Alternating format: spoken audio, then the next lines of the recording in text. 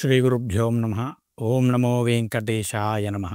తిరుమల గిరులు గోవిందనామము పరమ పవిత్రమైనవి. నామస్మరణ మాత్రము చేతనే సకలమైనటువంటి పాపములను తొలగించేటువంటి స్వామి కలియుగ వెంకటేశ్వర స్వామి. కలో వెంకటనాయకస్య అని కలియుగంలో వెంకటేశ్వర స్వామి వారి యొక్క పాదములు ఎవడైతే పట్టుకుంటాడో వాటి సమస్తమైనటువంటి కష్టములు కూడా స్వామివారు తీర్చేస్తూ ఉంటారు. అలాంటి స్వామివారి యొక్క చిత్రపటము ప్రతి ఇంటిలో కూడా ఖచ్చితంగా ఉండాలి.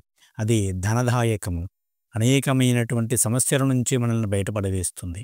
ఈ యొక్క స్వామివారి యొక్క పాదములను నిత్యము లేవగానే ఎవరైతే దర్శిస్తారో వారికి ఆ రోజంతా కూడా శుభములే కలుగుతాయి.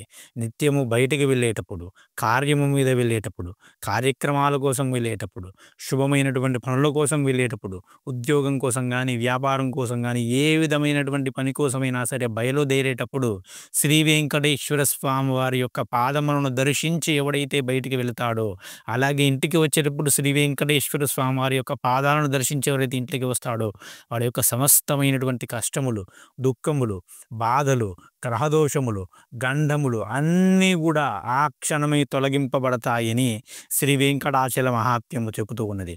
స్వామివారి యొక్క పాదములు సామాన్యమైనటువంటి పాదములు కాదు. ఆ పాదములను ధర్మపాదుడైనటువంటి మహర్షి కలిగితే ఆ పాదజలంతో వచ్చినటువంటి తీర్థమునే శ్రీపాద తీర్థము అంటారు. మనకు కొండ మీద ఇప్పటికీ కూడా శ్రీపాద తీర్థం పేరుతో ప్రసిద్ధి కాంచినటువంటి తీర్థం ఉన్నది. ఆ తీర్థ జలమును స్వీకరించినంత మాత్రము చేత సకలమైనటువంటి రోగములు నశించిపోతాయని సాక్షాత్తుగా శ్రీమన్నారాయణుని వరమును ఇవ్వడం జరిగినది. అమ్మవారి యొక్క పాదమహిమను చెబుతూ మనకు ఒక కథ అనేది విశేషంగా శ్రీచరణామృతము అనేటువంటి గ్రంథంలో ఉన్నది. పూర్వము ఒక గ్రామంలో కృష్ణయ్య, రామయ్య అనేటువంటి ధరణదములు ఉండేవారట. వారు చక్కగా న్యాయంగా, ధర్మంగా వర్తక వ్యాపారం చేసుకుంటూ ఉండేవారు, నూనె వ్యాపారం చేసుకుంటూ ఉండేవారు. వారి యొక్క జీవితము గడుస్తూ ఉన్నది. ఆ వచ్చినటువంటి ధనముతో బంధువులను, మిత్రులను తీసుకొని ప్రతి సంవత్సరము కూడా శ్రీ వెంకటేశ్వర స్వామి వారిని దర్శించేవారట. తమ ఖర్చుతో బంధుమిత్రులను తీసుకొని వచ్చేవారట. అంతటి మహాత్ములు వారు. కొంతకాలానికి అదే గ్రామానికి సుబ్బయ్య అనేటువంటి మరొక వర్తకుడు వలస రావడం జరిగింది వేరొక గ్రామం నుంచి. ఆయన కూడా నూనె వ్యాపారమును చేయడం జరిగినది. ఆ సుబ్బయ్య ఈ రామయ్య, కృష్ణయ్యల కంటే కూడా తక్కువ ధరకు నూనెను అమ్మడం ప్రారంభించడంతో సహజంగానే ప్రజలంతా కూడా ఆయన దగ్గర నూనెను కొనడం ప్రారంభించినారు. కొంతకాలానికి రామయ్య, కృష్ణయ్య దగ్గర నూనెను కొనేటువంటి వారి సంఖ్య పూర్తిగా పడిపోవడంతో వీరు ఏమి చేయాలో దిక్కులేనటువంటి స్థితిలో కల్తీ నూనెను తీసుకువచ్చి ఆయన కంటే తక్కువ ధరకే, అంటే సుబ్బయ్య కంటే తక్కువ ధరకే అమ్మడం ప్రారంభించినారు. దాంతో మళ్ళీ జనాలు ఈయన వైపు రావడం ప్రారంభించినారు. ఆ సుబ్బయ్య కూడా అది చూసి కల్తీ నూనె తీసుకొని రావడం జరిగినది. అంటే ముగ్గురు కూడా కల్తీ నూనెను తీసుకొని వచ్చి ప్రజలను మోసనం చేసి తక్కువ ధరకు అమ్మడం ప్రారంభించినారు. ఎప్పుడైతే ఈ రామయ్య, కృష్ణయ్య, సుబ్బయ్యలు కల్తీ నూనెను అమ్మడం ప్రారంభించినారో అప్పటి నుంచి వారి బుద్ధి అనేది పూర్తిగా మారిపోయినది. అప్పటి వరకు ప్రతి సంవత్సరం బంధుమిత్రులతో వెళ్ళేవారు కదా, తమ యొక్క ఖర్చులతో తమ దగ్గర పనిచేసే వారిని కూడా తీసుకొని వెంకటాద్రికి వెళ్ళేవారు. ఈ ఖర్చులు దండగా, వీరందరూ ఎందుకు దండగా అని వారు మాత్రమే వెళ్ళడం ప్రారంభించినారు. ఇక ఈ కల్తీ నూనె వ్యాపారం ముదురుతున్న కొద్దీ అసలు వెంకటేశ్వర స్వామి వారి దగ్గరికి వారు వెళ్ళడమే మానివేసినారు. ఇంకో కొంతకాలానికి ఇంట్లో ఉన్నటువంటి వెంకటేశ్వర స్వామి వారికి కూడా పూజ చేయడం మానివేసినారు. పూర్వం అసలు ఈ యొక్క రామయ్య, కృష్ణయ్య, సుబ్బయ్యలు ప్రతిరోజు కూడా స్వామివారి పాదాలకు పూజ చేసేవారట. ఆ పాదములకు ఒక తులసిమాల సమర్పించేవారు. ఆ పాదములను ప్రతిరోజు ఉదయం పూట లేవగానే నమస్కరించేవారు.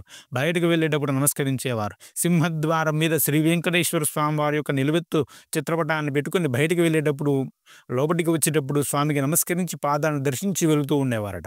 అవన్నీ కూడా మానివేసినారు. పూర్తిగా దుష్ట బుద్ధితో, వ్యాపారాత్మక బుద్ధితో, అసూయ, ద్వేషముతో జీవించడం ప్రారంభించినారు. ఆ రెండు కుటుంబాల మధ్య కూడా అర్ధవైరం పుట్టినది. వారు కొంతకాలానికి శరీరమును విడిచివేసినారు. కానీ వారు చేసినటువంటి మహిమాన్వితమైనటువంటి పూజ కారణంగా, ధ్యానం కారణంగా వారు వెంకటాచలములో ముంగీసగా, 2 ముంగీసలు పాముగా జన్మించడం జరిగినది. ఆ యొక్క ముంగీసలు పాములుగా జన్మించడానికి కారణం ఏమిటి అంటే వారు నిత్యము కూడా పూజ చేయడం మానివేసిన తర్వాత కూడా వారు ఆ యొక్క పాదములను యథాలాపంగా ఇలా తలెత్తినప్పుడు కనపడే విధ సింహద్వారం మీద ఉంటే యథాలాపంగా ఇష్టం లేకుండా కూడా వెంకటేశ్వర స్వామి వారి యొక్క పాదదర్శనము చేయడం వలన అలా జరిగింది అని వెంకటాచలం చెబుతూ ఉన్నది. ఆ యొక్క పాదములను నిత్యము ఎవరైతే దర్శిస్తారో వారికి సమస్తమైనటువంటి గండములు కూడా తొలగిపోతాయి. కాబట్టి పరమాద్భుతమైనటువంటి చిత్రపటము శ్రీ వెంకటేశ్వర స్వామి వారి యొక్క చిత్రపటం చిత్రపటం మీ దగ్గర ఉన్నట్లయితే చక్కగా ఆ యొక్క స్వామివారి పాదాలకు రోజు కూడా ఒక తులసి మాల సమర్పించండి, తులసి దళాన్ని సమర్పించండి, స్వామివారికి ఒక పువ్వును సమర్పించండి. రోజు కూడా స్వామివారి పాదాలు మాత్రమే ఉండేటువంటి ఒక చిత్రపటం దొరుకుతూ ఉంటుంది. దానిని తీసుకొని రండి, ఇంటి సింహద్వారం దగ్గర పెట్టండి. బయటికి వెళ్ళేటప్పుడు, లోపలికి వెళ్ళేటప్పుడు నమస్కారం చేయించండి, మీ పిల్లల చేత నమస్కారం చేయించండి. సకలమైనటువంటి కార్యములు కూడా దిగ్విజయంగా పూర్తవుతాయి. ఎటువంటి గ్రహదోషములున్నా కూడా తొలగిపోతాయి. అన్ని రకములైనటువంటి గండాలు తొలగిపోతాయి.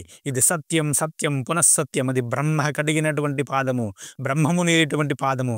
సాక్షాత్తుగా బ్రహ్మదేవుడు వారు వామనావతారంలో ఇంతింతై ఒరడింతై తానింతై నభోరాశి పైనంతై అని వామనుడు ముల్లోకములను 3 పాదములతో ఆవరించినటువంటి సందర్భంలో బ్రహ్మలోకంలోకి ఆ వామనుడి యొక్క పాదం అంటే శ్రీమన్నారాయణ యొక్క పాదం వచ్చినటువంటి సందర్భంలో తన యొక్క కమండజలములతో ఆ యొక్క వామనుని యొక్క పాదములు కడిగి నా జన్మ ధన్యమైనదని ఆ యొక్క జన్మను తన యొక్క శిరస్సు మీద చల్లుకున్నాడు బ్రహ్మగారు.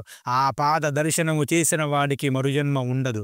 ఎన్ని పాపములు చేసిన వాడైనా సరే మరుజన్మలో శ్రీ వెంకటాచలంలో జన్మించి జీవించి స్వామివారి యొక్క అనుగ్రహము చేత పరిపూర్ణమైనటువంటి జీవితం అనుభవించి శాశ్వతమైనటువంటి వైకుంఠమును పొందుతారు. ఆ యొక్క పాము ముంగిసలు కూడా ఈ విధంగా ప్రతిరోజు స్వామివారి యొక్క పాదములను దర్శించిన భాగ్యము చేత అంత దుష్టబుద్ధితో వ్యవహరించినా కూడా ముందు శ్రీ వెంకటేశ్వర స్వామిని రోజు ఆ యొక్క యాత్రగా వచ్చి వెంకటేశ్వర స్వామిని దర్శించడం. ఈ విధంగా యథాలాకంగా ఇష్టం లేకపోయినా జీవిత చర్మాంకం వరకు కూడా రోజు వెంకటేశ్వర స్వామి వారి పాదాలను దర్శించినంత మాత్రము చేత వారు ఆ యొక్క కొండ మీద సాక్షాత్ తిరుమల గిరల మీద పాము ముంగిసలు అంటే సహజ వైరంతో వారిద్దరు కూడా మళ్ళీ వచ్చే జన్మలు కూడా జన్మించినారు. కానీ ఆ యొక్క శ్రీనివాసుడు ప్రతి అణువులో కూడా నివసించి ఉండడం వల్ల, ఆ కొండయే శ్రీనివాసుడు యొక్క స్వరూపమై ఉండడం వల్ల పాము ముంగిసలు బద్ధశత్రువులైనప్పటికీ కూడా మిత్రులలాగా కలిసి ఆడుకోవడం అనేది అక్కడ కొంతమంది భక్తులకు మనకు తటస్థించినట్లుగా మనకు వెంకటాచల మహాత్మ్యం చెప్పడం జరిగినది. ఆ తర్వాత వారు చక్కగా వెంకటాద్రిలో కలిసిపోయి ముక్తిని పొందినట్లుగా కూడా మనకు శ్రీచరణామృతము అనేటువంటి వెంకటాచల మహాత్మ్య గ్రంథము చెబుతూ ఉన్నది. కాబట్టి మీ ఇంటిలో ఖచ్చితంగా వెంకటేశ్వర స్వామివారి యొక్క చిత్రపటాన్ని పెట్టుకోండి. రోజు కూడా స్వామివారికి ధూప దీప నైవేద్యములను సమర్పించండి, తులసీ దళాన్ని సమర్పించండి. తులసీ దళాన్ని ఏకాదశి వంటి తిథుల్లో కోయకూడదు. కాబట్టి 3 రోజుల వరకు తులసీ దళం పనికి వస్తుందండి. కాబట్టి ముందుగానే కోసి పెట్టుకొని 3 రోజుల వరకు కూడా ఆ యొక్క తులసీ దళాన్ని రోజు కూడా ఒక తులసీ దళాన్ని స్వామివారి పాదాలకు వేయండి, నమస్కరించండి. సకల శుభాలు కలుగుతాయి. ఇది పరమ సత్యం అండి. ఇందులో అనువంతా కూడా అబద్ధం లేదు. ఇది శ్రీ వెంకటేశ్వర స్వామివారు ఇచ్చినటువంటి వరము. శ్రీపాద తీర్థము పేరుతో ఇప్పటికీ కూడా ఎంతోమంది రోగములను నశింపజేస్తూ ఉన్నది స్వామివారి యొక్క పాదజలము. కాబట్టి ఆ మహిమ అంతా ఇంత కాదు. కాబట్టి అందరూ కూడా వినియోగించుకోండి. స్వామివారి యొక్క చిత్రపటాన్ని ఇంట్లో పెట్టుకోండి. ఆ యొక్క పాదములను నిత్యము కూడా నమస్కరించండి, రోజు పూజించండి, రోజు కాస్త కుంకుమ వేయండి. నిత్యము పొద్దున్నే లేవగానే మొట్టమొదటిగా చేయవలసినటువంటి మొట్టమొదటి పనిగా ఆ యొక్క శ్రీచరణామృతమును ఆ యొక్క పాదములను దర్శించేటువంటి పనిగా పెట్టుకోండి. వెండి పాదాలను చేసుకొని ఇంట్లో పెట్టుకొని రోజు అభిషేకం చేసి ఆ తీర్థాన్ని స్వీకరిస్తే ఎలాంటి వ్యాధులైనా కూడా, ఎలాంటి గండదోషములైనా కూడా తొలగిపోతాయి. కాబట్టి వీలైతే మీకు శక్తి ఉంటే బంగారు పాదుకలు కానీ, వెంకటేశ్వర స్వామి వారి లేదా నారాయణుడికి సంబంధించినటువంటి ఏవైనా సరే బంగారు పాదుకలు కానీ, వెండి పాదుకలు కానీ చేయించి ఇంట్లో పెట్టుకుని రోజు అభిషేకం చేసి ఆ తీర్థాన్ని స్వీకరించండి. లేదా కనీసం ఆ యొక్క వెంకటేశ్వర స్వామి చిత్రపటానికి నమస్కారం చేయండి. తద్వారా సకల శుభాలు కలుగుతాయి. ఆచరించండి. శ్రీ వెంకటేశ్వర స్వామి వారి యొక్క అనుగ్రహాన్ని పొందండి. ఓం నమో వెంకటేశాయ నమః. స్వస్తి. జై శ్రీరామ్.